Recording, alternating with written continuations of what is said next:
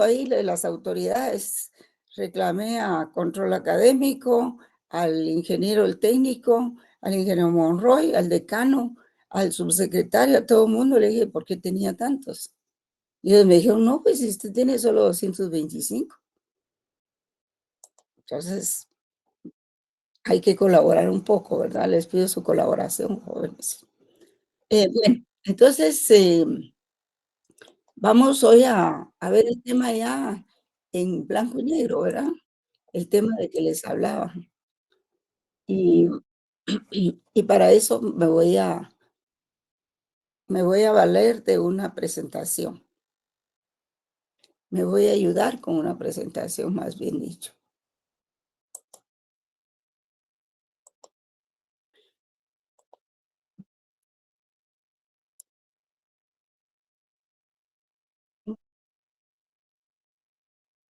Creo que es esta.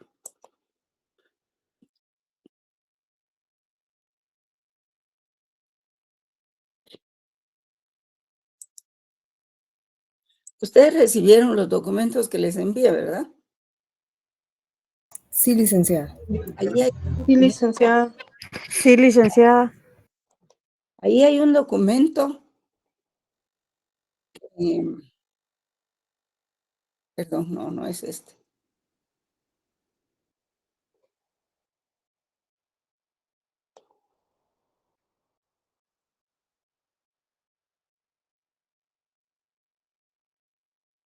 Es este. Es esta presentación la que yo quiero. Vamos a ver. Es esta. Bueno, entonces vamos a ver un poco las primeras lecciones de filosofía, ¿verdad? Vamos a trabajar un poco con esta presentación.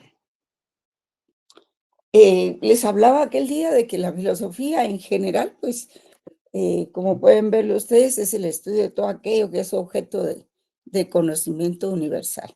Todo lo que vemos, todo lo que oímos, todo lo que nos llega a nuestras manos, a nuestros oídos, todo es objeto de conocimiento universal. Los primeros principios, toda la filosofía que se ha hecho antes de conocernos, y y todo lo que existe acerca de las cosas, del mundo, la forma de vida, y también se relaciona con el lenguaje que empleamos para referirnos a las cosas que conocemos. Así entonces, la filosofía en general se divide en teórica y práctica, eso ya lo habíamos visto la última vez. La filosofía teórica, pues, se divide, tiene varias ciencias que la informan, como lo es la ontología, la metafísica, la nociología, perdón, aquí hay un error. La nociología, que es la teoría del conocimiento. La lógica, que es la ciencia que nos enseña a pensar. La psicología también, que nos enseña a sentir. La filosofía de la historia y la estética. No queda ahí nada más. El grupo de disciplinas que integran la filosofía, no, hay muchas más, ¿verdad? Y cada vez que hay más descubrimientos y el mundo, el conocimiento avanza, hay más disciplinas, ¿verdad? Entonces, digamos que en un principio la filosofía se tomó como una ciencia, pero luego se vieron las diferencias entre lo que es ciencia y lo que es filosofía, pues porque la ciencia tiende a ser pues una como fotografía, en donde se ven las cosas en forma estática. En cambio, la filosofía no, la filosofía investiga, desecha estos conceptos que ya no le sirven y retoma otros. Y así es un proceso sumamente dinámico, ¿verdad? Entonces, por eso no puede equipararse la filosofía con la ciencia, ¿verdad? Y, y la filosofía práctica, pues, por supuesto, estudia los principios del obrar, o sea, del obrar del ser humano. Y por eso, o sea, de qué es lo que hacemos, ¿verdad? Cómo nos comportamos, qué pensamos, qué qué hacemos en la vida. ¿Sí? Y esta se divide en filosofía. ¿Alguien tiene su micrófono abierto, jóvenes? Gracias. Porque si no, oímos cosas que no debemos oír, jóvenes. Por eso es que hay que apagar los micrófonos. Entonces, la filosofía práctica estudia los principios del obrar, de la conducta, ¿verdad? En el hombre. Y por eso se divide en cierta medida en filosofía, a su vez, ¿verdad? Filosofía moral y filosofía del derecho.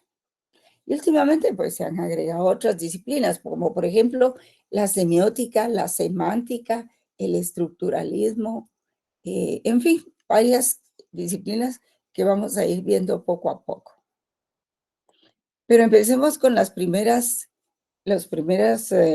ciencias o los primeros conceptos de que se vale la filosofía en general para desarrollarse, ¿verdad?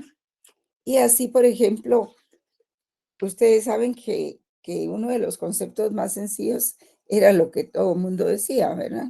Que la palabra filosofía proviene de las voces griegas filos, amor, y sofía, sabiduría. Y literalmente se traduciría como amor a la sabiduría o búsqueda del saber. Este vocablo surgió por un sentimiento de humildad de Pitágoras, un filósofo de la Grecia antigua, quien solía aclarar. Él decía, yo no soy un sabio, sencillamente soy un amante del saber. Y así indicaba que la soberanía y el amor a ella, en un principio, era la búsqueda permanente de la verdad, ¿verdad? Ortega y Gasset, permítanme un segundito, jóvenes.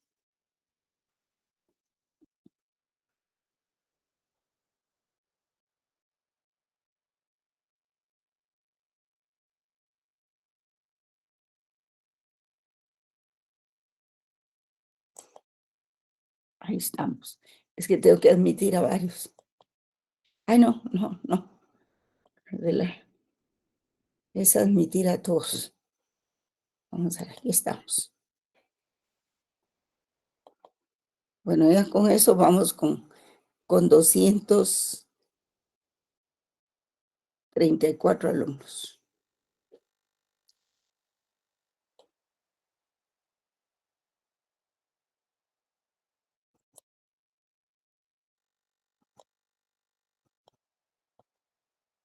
Okay.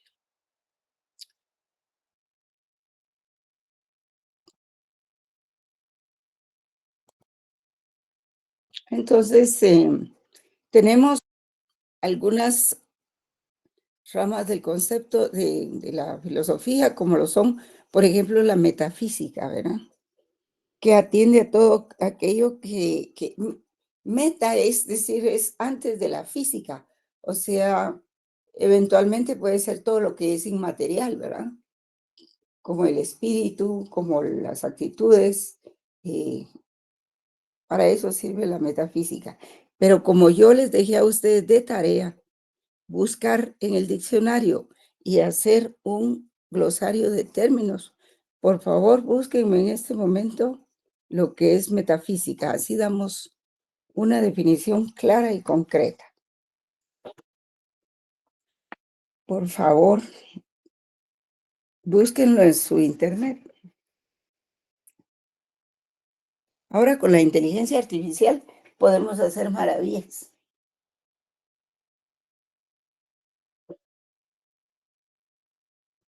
Pues la metafísica se encarga del estudio de la naturaleza, ¿verdad? De cómo se encuentra estructurada, qué la compone y los principios esenciales de la realidad. Porque todo tiene sus principios, ¿verdad?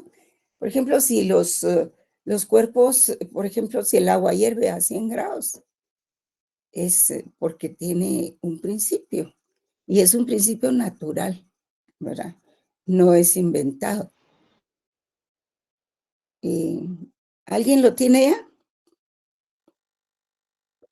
Buenas noches, licenciada. Sí, Buenas ya noches. tengo acá. La metafísica es una disciplina filosófica que estudia el ser y al no ser. Además, es una de las ramas más antiguas de la filosofía que en sus inicios no distinguía una rama de la otra. Y dice también que examinaba o examina tanto al ser físico como al ser inmaterial. Bueno, ven ustedes que se encarga de examinar lo que es el ser físico y el ser inmaterial también. Entonces, sí, muchas gracias, compañero. ¿Hay alguien que levantó la mano? Saulo Velázquez. ¿Quería decir algo, Saulo? Sí, licenciada, era porque había encontrado la definición en internet. A ver, proporciónala, por favor. Dice: la metafísica es una rama de la filosofía que estudia la naturaleza del ser, la existencia y los principios fundamentales de la realidad. También puede ayudar a comprender la naturaleza del ser y la existencia, puede influir en decisiones importantes como elecciones de carrera, relaciones personales o el sentido de la vida. Ujú. Muy bien, cómo no. Muchas gracias. Pues ven ustedes que ahí hay varias definiciones de metafísica, ¿verdad? Entonces,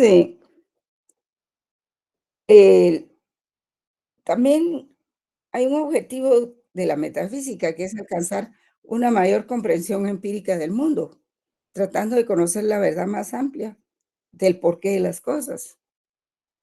Y la metafísica se apoya en tres interrogantes, ¿verdad? ¿Qué es ser? ¿Qué es lo que hay? ¿Por qué hay algo? Y no más bien la nada. Muchos se preguntaban, ¿qué es la nada, verdad? Pues es la ausencia de algo. Pero ¿y la nada? Entonces, ¿qué es?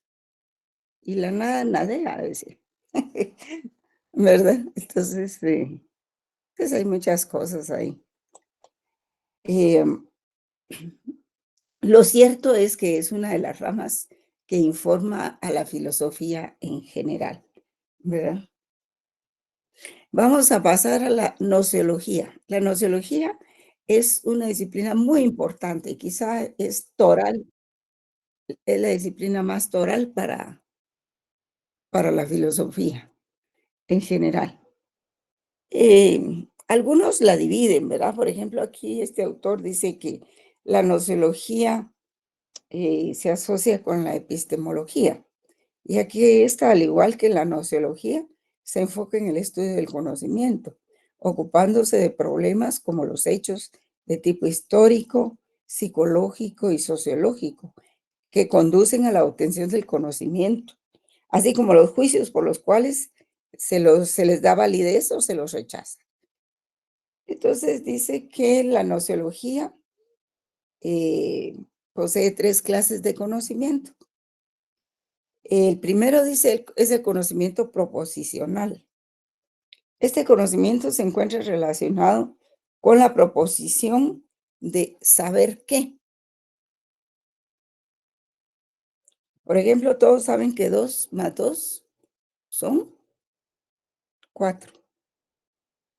Sabemos que la luna orbita alrededor de la Tierra, o que se tiene un dolor de cabeza, un dolor de muelas, o que tenemos una enfermedad. O sea, cada uno de estos conocimientos son diferentes entre ellos. Sin embargo, todos tienen en común que son conocimientos basados en una proposición.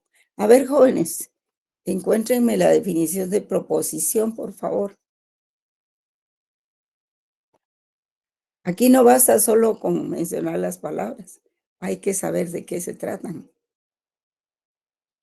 ¿Alguien tiene ahí en el diccionario de Google una Yo, definición de preposición? Sí. sí, dice expresión de un juicio entre dos términos, sujeto y predicado, que afirma o niega este de aquel, o incluye o excluye al primero respecto del segundo. Ujú. Bueno. ¿Habrá alguna otra definición por ahí? Es que esa quedó un poquito corta. Buenas noches, licenciada.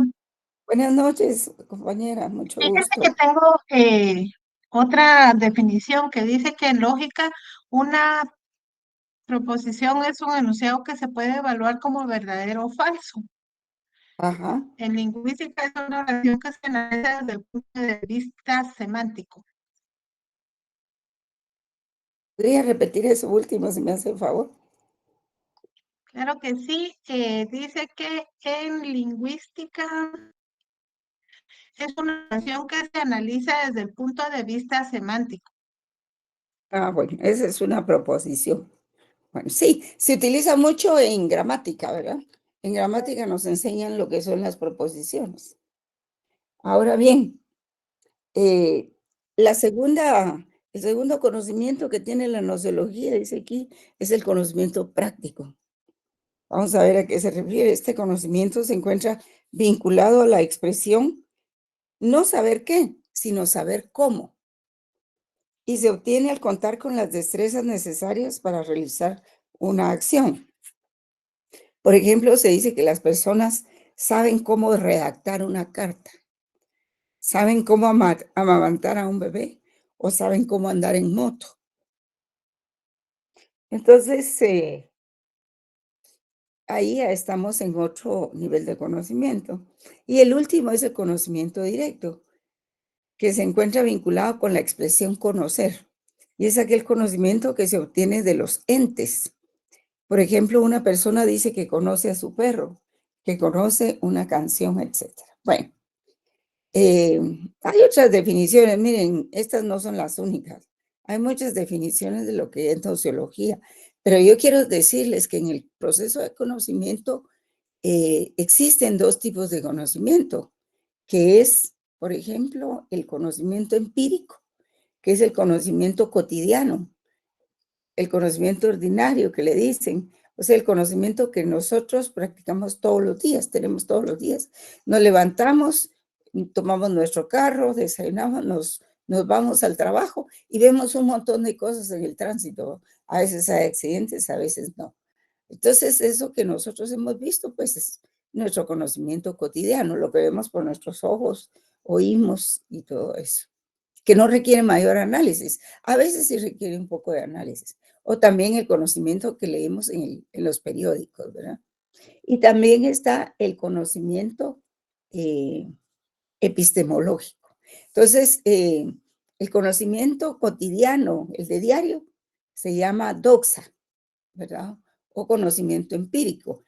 Y el otro conocimiento que es científico, que está formado por epistemes, o sea, verdades científicas, es la otra parte del conocimiento. Entonces hay dos caminos, hay dos formas de adquirir el conocimiento, ya sea en forma empírica o en forma epistemológica, ¿verdad? Yo creo que ahí no hay duda, ¿verdad? Queda claro. Después lo vamos a volver a ver. Hay otras ramas de la filosofía en general, ¿verdad? Y, por ejemplo, la lógica, que es la ciencia de los fundamentos de la inferencia válida y la demostración. A ver, pueden buscar en el diccionario qué es inferencia.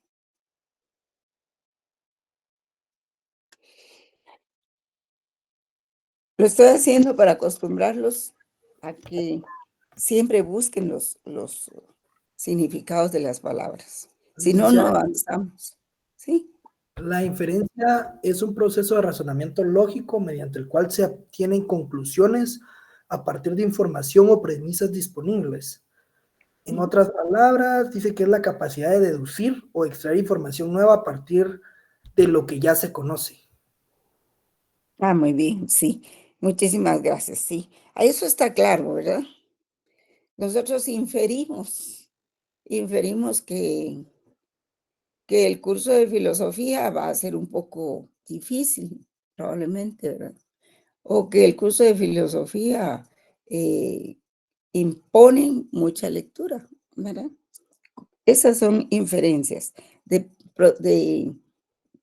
de conocimientos anteriores, se extrae uno nuevo. La lógica, pues realmente la lógica nos enseña a pensar, jóvenes. Y a veces las proposiciones de la lógica, eh, para ella no basta no es necesario que las proposiciones sean científicas. Lo que importa en la lógica es que sean válidas, ¿verdad? Vamos a ver.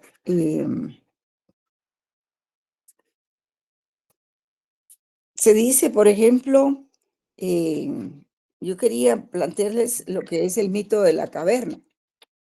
El mito de la caverna, pues, en primer lugar, es originario de Platón, en el año 427-347 antes de Cristo, y consiste en que unas personas están sentadas en lo más profundo de una caverna, atadas de espaldas a la salida. O sea, no ven la salida. Solo pueden observar en la pared de la caverna la sombra proyectada de los animales y los seres humanos que pasan enfrente a una hoguera. Y el fuego permite hacer un reflejo de esas figuras que atraviesan ahí. O sea que ellos ven las sombras, ¿verdad? Y es lo único que sus sentidos les permiten. Pero esas cosas que ellos ven, pues es una percepción engañosa. Y entonces hay alguien que se escapa de la caverna y sale a la luz y se da cuenta que existe un verdadero mundo. Se da cuenta que hay luz, que hay figuras, que hay colores, que hay grupos de personas, en fin, todo lo que es la naturaleza, ¿verdad? Y entonces no puede dejar en la ignorancia a sus compañeros y regresa para sacarlos de su cautiverio. Pero estos, sin embargo, no le creen y están felices de vivir entre las sombras y no quieren escapar de sus cadenas.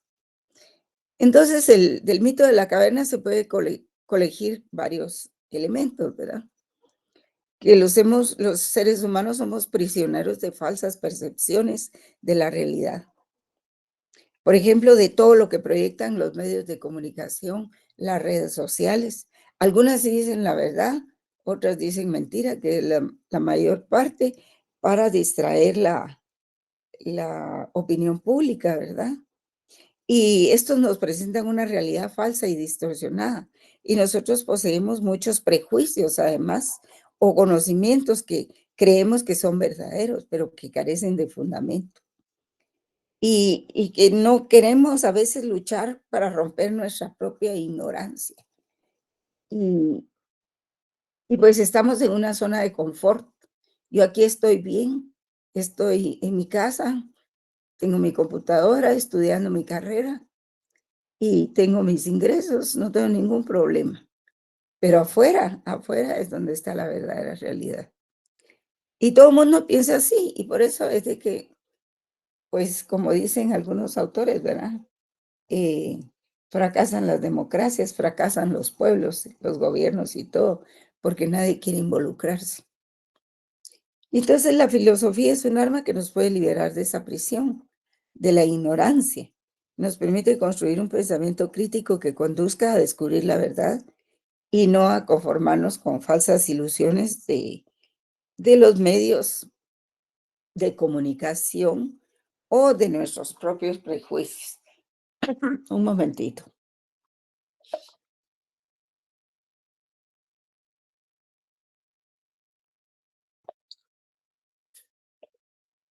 Es decir, estamos en nuestra zona de confort y de ahí no nos queremos mover. Hay quienes ya tienen una carrera y pues como todo mundo estudia derecho, pues se van a estudiar derecho también, ¿verdad? Y entonces, por supuesto que cuando se decide liberarse de esos prejuicios, el proceso es doloroso, no es fácil, ¿verdad? Estamos acomodados a las falsedades y nos resistimos a cambiarlas. Y por ello se puede comparar con la iniciación filosófica como la metamorfosis de la oruga. Ustedes han visto ahí a los gusanitos, las orugas que andan caminando, andan comiéndose todas las hojas de las plantas. Pero de repente vienen, suben a la pared y se cuelgan. Y entonces empieza un proceso de renuncia a ese confort, a esa comodidad, que es doloroso eventualmente, pero que conduce a una identidad más plena, que es cuando ellos rompen la oruga y se convierten en mariposas. Pues ese es un poco el mito de la caverna, ¿verdad? El querer enterrar los ojos y la cara como el avestruz y no querer ver cómo son las cosas y menos luchar por eso, ¿verdad? Entonces, pues el autor dice que efectivamente todos a estas alturas y ustedes que ya están en noveno semestre ya cuentan con alguna filosofía, no son ignorantes de la filosofía completamente como, por ejemplo, un chico de primaria, ¿verdad? Y que eso ya tenemos el germen dentro de nosotros y ese germen nos aporta convicciones básicas y nosotros reflexionamos de que existimos porque existe un mundo real, porque además de nosotros existen otras personas. Y el sentido común nos permite reflexionar a partir de nuestra interacción con y en el mundo. Y sin embargo nos atenemos solo a nuestro conocimiento sobre la realidad, que seguramente será muy limitada. Solo sabremos sobre la parte del mundo que habitamos. Y pues la filosofía nos ayuda a trascender nuestra realidad inmediata y con ella nuestro sentido común se ve enriquecido con un conocimiento racional universal. Además, el sentido común puede engañarnos. Los datos que aporta la experiencia o la costumbre pueden ser falsos o limitados, ¿verdad? Por ello, al asumir una actitud filosófica, superamos las limitaciones y los errores a que nos puede conducir el sentido común. Ofrecer una definición cerrada de esta disciplina sería traicionar su esencia misma, ¿verdad? Y, y algunos filósofos pues describen que existen ciertas características fundamentales en este proceso, ¿verdad? Y uno de ellos es el conocimiento crítico. La actividad crítica pone en duda su conocimiento cotidiano, lo enjuicia, o sea, lo somete a juicio, a evaluación, y está abierto a cambiarlo. El filósofo tiene una gran capacidad de reinterpretación gracias a su tendencia a la observación y al análisis. La filosofía es también desmitificadora, es decir, combate los mitos. Los mitos no existen en filosofía, pues tiende a liberarnos de prejuicios, mitos y conocimientos falsos y sin fundamento. La filosofía también implica la necesidad de tener una certidumbre radical, o sea, una certeza, certeza en lo que conocemos, porque no se conforma con respuestas superficiales. Examina con paciencia cada respuesta, descarta aquellas que no son satisfactorias y solo se satisface cuando encuentra respuestas que le ofrezcan una certidumbre radical acerca de su interrogante. Y también la filosofía intenta establecer los verdaderos fundamentos sobre los que se erigen nuestros conocimientos.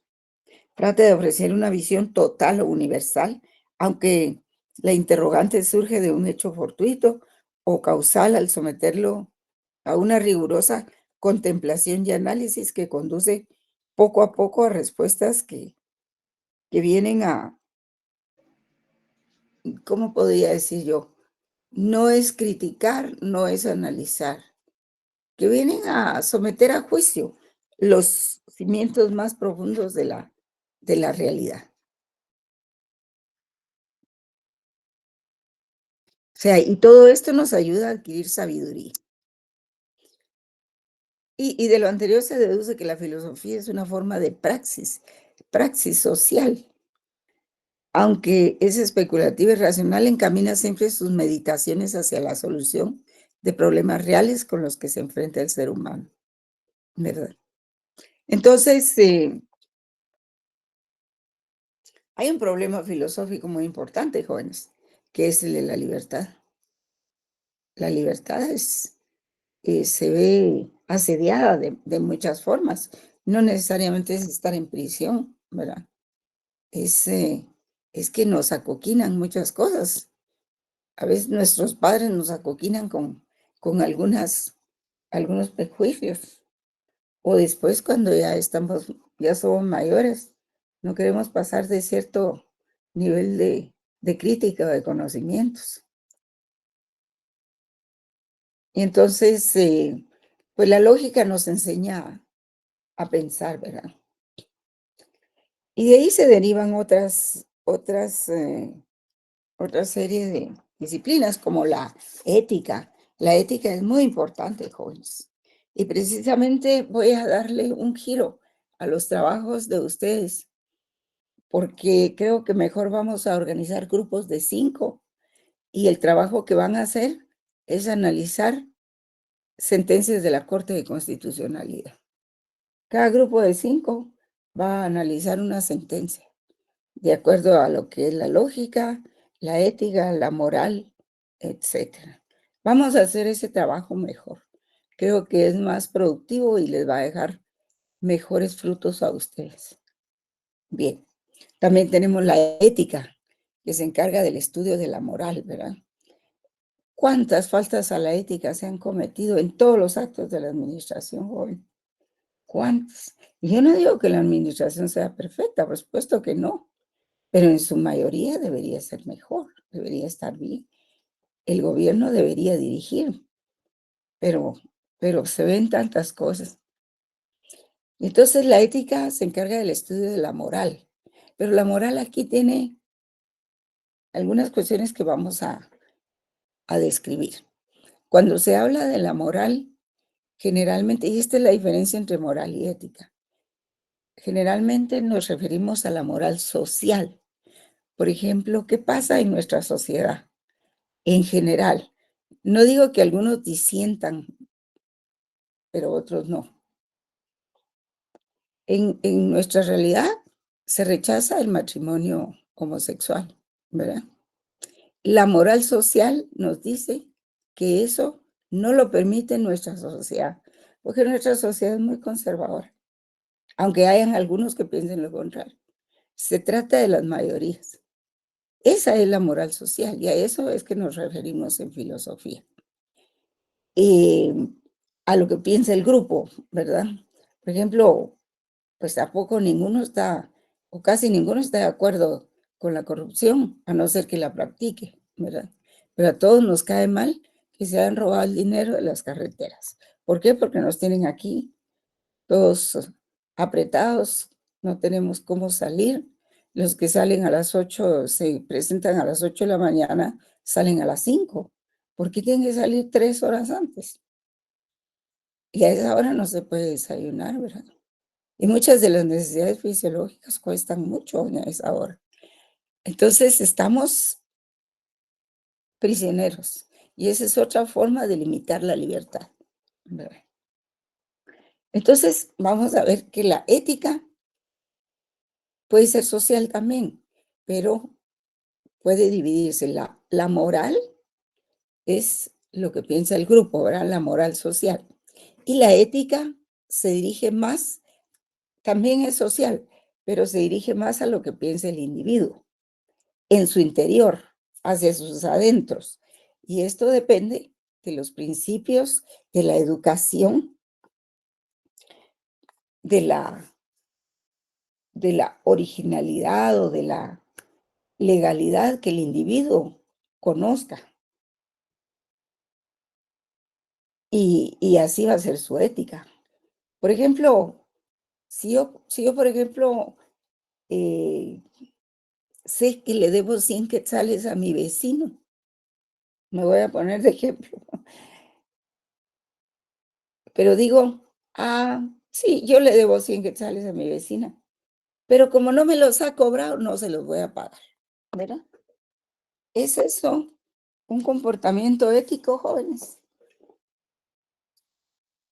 ¿Qué piensan ustedes? No, licenciada. No. Definitivamente no, licenciada. Definitivamente no, porque yo tengo principios y tengo valores y no es necesario que mi vecina me venga a cobrar el dinero. Es que si yo lo debo, yo debo ir a pagarlo por mi propia iniciativa, ¿verdad? Entonces nadie me va a decir nada, pero la sanción está dentro de mí misma, ¿verdad? Y eventualmente si los vecinos se dan cuenta, pues también habrá una sanción colectiva, ¿verdad? Entonces, ahí es un poco la diferencia entre la moral y la ética, ¿verdad? Yo sé, yo soy magistrada y sé que lo que voy a resolver no está de acuerdo al derecho, no está de acuerdo, pero el grupo me presiona y el grupo me dice, mira, si no das la firma, te vas y además te vamos a meter presa. Entonces, ¿qué puedo hacer ahí? Mi conducta ética, ¿qué me dice? Que no puedo hacer eso. Entonces, ¿qué me queda? O inhibirme, o excusarme, o renunciar, ¿verdad? Y esa es una conducta ética. Ah, no, pero es que nos van a pagar esto, que es que el otro no. Si una persona es ética, es ética. Y si es moral, es moral. Y se ve hasta en el comportamiento de la facultad, pues, porque ahí en la facultad es donde empieza la corrupción. Bueno, tenemos también la estética, que es una percepción del estudio de la belleza, pero no es la belleza así física, sino que la belleza se puede admirar en algunos comportamientos que son muy buenos, pues. Por ejemplo, en la cortesía, en el dejar pasar a otro cuando uno va en el tránsito, pues uno dice que qué comportamiento más bello, ¿verdad? Y esa es un poco la estética, ¿verdad? La ética y la estética se distinguen. Tenemos también la antropología filosófica que investiga el origen y la naturaleza de la especie humana y determina el sentido de la existencia del hombre con los demás seres. ¿Qué ocurrió en el tiempo de los egipcios? ¿Qué pensaban? ¿Cómo se organizaban? ¿Por qué la razón de ser de esas formas de enterrar a los muertos? ¿Qué creían? ¿Cuáles eran sus dioses? En fin, todo eso lo estudia antros, hombre, ¿verdad? Lo estudia la antropología. Entonces tenemos la filosofía del derecho. Una vez que hemos visto todas las ramas de bueno, algunas, ¿verdad? No las he mencionado todas porque aquí nos podríamos pasar un semestre. Entonces, tenemos la filosofía del derecho. ¿Y qué estudia la filosofía del derecho? Pues los fundamentos filosóficos del derecho como orden normativo e institucional de la conducta humana. Así, en lo cortito, es que estudia los fundamentos filosóficos del derecho como orden normativo e institucional de la conducta humana. Y por eso es que el derecho también se le dice que es un fenómeno, que se da en las sociedades, porque el derecho se da básicamente en el comportamiento humano y la filosofía del derecho estudia las conductas humanas precisamente. Es en la praxis social en que se da. Entonces, creo que esto ya lo habíamos visto, está 2 veces. Entonces, como teoría y crítica, como teoría crítica y como filosofía de la experiencia jurídica, la filosofía del derecho debate y cuestiona los fines que persigue el derecho, las funciones sociales que efectivamente cumple y los principios morales que la inspiran. Trata, pues, de las cuestiones filosóficas planteadas por el hecho jurídico, por la existencia y la práctica de las normas. Sí, el derecho siempre ha existido en donde existe el hombre, el individuo. Es inevitable que existan normas en donde hay individuos, sea la sociedad que sea, la época, el tiempo, siempre ha existido el derecho, aunque no le hayan llamado de esa manera, ¿verdad? Muchos le han llamado reglas nada más, ¿verdad? Y está relacionado todo lo anterior con la epistemología, la lógica y la argumentación jurídica, que la argumentación jurídica siempre ha existido, pero no se le conocía como argumentación jurídica propiamente. Y esa argumentación, ahora que ya la vemos técnicamente, pues sí, implica varias escuelas de la argumentación. Pero eso lo vamos a ver en su momento oportuno. Eh, esto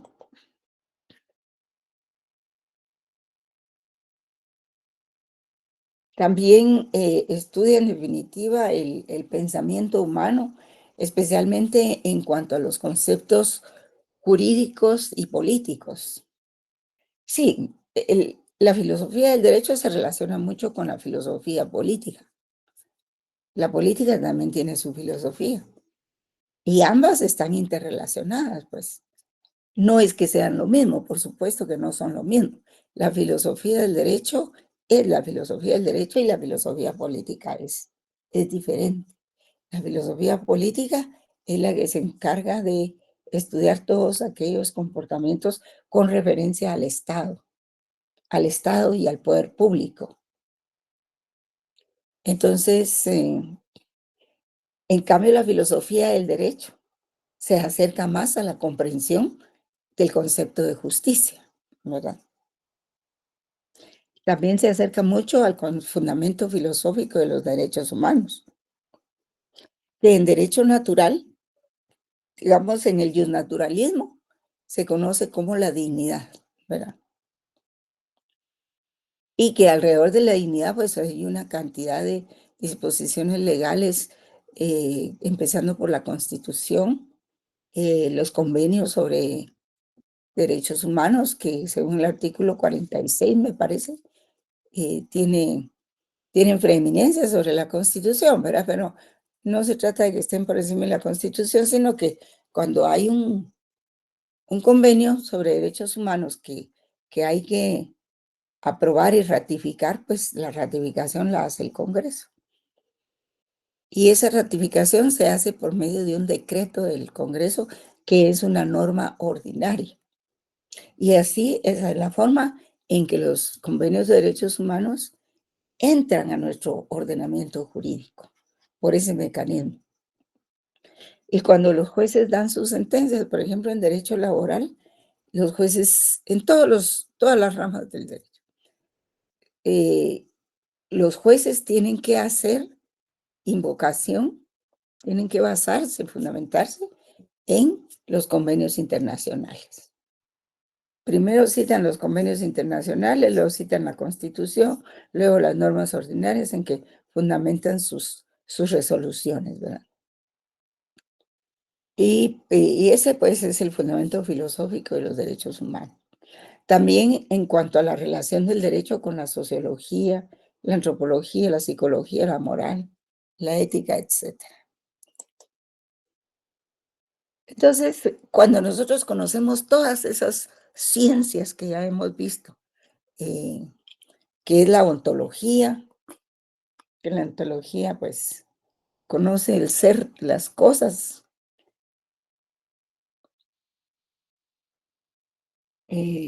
la axiología, que estudia los valores, que eso poco lo hemos mencionado, la ética, la moral, la antropología, la psicología, la lógica, y dentro de toda esa maraña de cosas surge la cuestión del derecho, ¿verdad? Y cuando aparece la cuestión del derecho es cuando se le delimita y separa las normas jurídicas de otras manifestaciones, como lo son los hechos naturales, la moral, los convencionalismos sociales y el poder arbitrar. Imagínense ustedes qué esfuerzo hicieron los filósofos de aquel tiempo, del siglo XVII y XVIII, para separar lo que eran las normas morales, las normas convencionales, los convencionalismos sociales, de las normas jurídicas. ¿Cómo hicieron para hacer esa separación? Y todo empezó con el derecho internacional. Realmente empezó ahí, con el derecho internacional público y privado. Eso fue el inicio. Y luego con el derecho internacional privado, porque si bien es cierto que existía una norma general del derecho, que era la Constitución de Roma, ¿verdad? Y que esa era la ley general, las pequeñas ciudades o localidades necesitaban una norma local para poder arreglar todas aquellas diferencias que no eran objeto de una norma general, sino que eran objeto de casos particulares. Y ahí fue donde nació el derecho internacional privado también, ¿verdad? Entonces, la misión de la filosofía del derecho es desenvolver el concepto del derecho y ver cómo aparece en la vida humana. También lo es En segundo lugar, la misión de la filosofía, enseñar en qué consiste la justicia y qué es lo que fundamentalmente constituye la idea del derecho. ¿Cómo puede triunfar en la práctica? ¿Y cuál es su significación para la historia de la humanidad del derecho? Y alrededor de eso se han escrito cantidades de libros, ¿verdad? Pero a pesar de que existe mucha bibliografía sobre el tema y a pesar de que hay muchas ideas y muchos conocimientos, no hay que perder el hilo, jóvenes. No hay que perder el hilo de la filosofía del derecho. Y entonces, porque también el derecho nos sirve para conocer cuál es la noción de la justicia.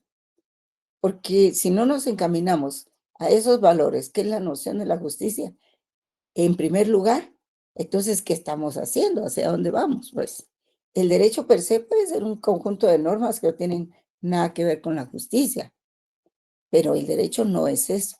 El derecho debe buscar, su signo natural es buscar la justicia. Si no buscas la justicia, de nada sirve la norma, ¿verdad? Entonces, la noción de la justicia nace de la posibilidad de armonizar en nuestra mente, de un modo absoluto, todas las aspiraciones concebibles, ¿verdad? Entonces, tenemos al final, después de esto, porque esto ustedes lo van a encontrar en ese documento que yo les envié ayer, creo que ayer se los envié, que se llama Máximo Pacheco. Tiene una pasta a María. No sé si ya lo localizaron. ¿Se acuerdan? Aquí, Sí, licenciada. Buenas ¿verdad? noches, Lita, Buenas noches. que se llama Introducción al Derecho, ¿verdad? Cabal, sí. Es que tiene una parte que es filosofía del derecho, entonces yo escaneé solo esa parte de filosofía del derecho, ¿verdad? Lo demás es introducción al Que derecho. de hecho, perdón, que de hecho usted indicó las páginas de donde extrajo la información, ¿verdad? Exactamente, sí. Pero como es solo una separata nada más que está ahí en ese documento escaneado que les envié, ¿verdad? Y entonces, finalmente está Giorgio Del Vecchio, que también dice que para estudiar la filosofía del derecho hay que hacer 3 investigaciones. Lo que es la lógica, investigación lógica, pues que se refiere a la forma y el planteamiento del derecho, a las premisas y a las inferencias. Luego la investigación fenomenológica, que es estudiar el derecho como un fenómeno social, cómo se da y cómo se desenvuelve dentro de la sociedad. Y finalmente una investigación deontológica. Y o sea, el mundo del deber ser. Porque al principio habla de que, pues, el derecho como es, digamos, los juristas nos enseñan el derecho como es, ¿verdad? Como está escrito. Pero los filósofos nos enseñan el derecho como debe ser. Y eso es la deontología. Como pueden ustedes ver, quiere decir deber, ontológico, ¿verdad? Así es de que, y ahí están descritas esas 3 investigaciones. Si tenemos tiempo, las vamos a ver, si no, por favor, estúdienlas porque esa parte es objeto de examen. Bueno, jóvenes, ya no los quiero aburrir más y lo vamos a dejar ahí para tener un pequeño descansito. No sé si hay alguna pregunta, joven. No, licenciada, muchas gracias. ¿No? Va. Muy bien. Entonces, ahí dejamos la clase por hoy, ¿verdad? Y el viernes vamos a ver más o menos esto nuevamente, no estas filminas, sino otras. Y les voy a poner un video después de la clase, ¿verdad? Bien, Muchas compañeros, gracias, pasen buena licenciada. noche. Muy amable. Excelente clase, licenciada. Muchas gracias. Gracias, Muchas gracias, licenciada. Nadia. Feliz noche, Gracias, cuídese. Lilia. Gracias, Lilia. Gracias, Lilia.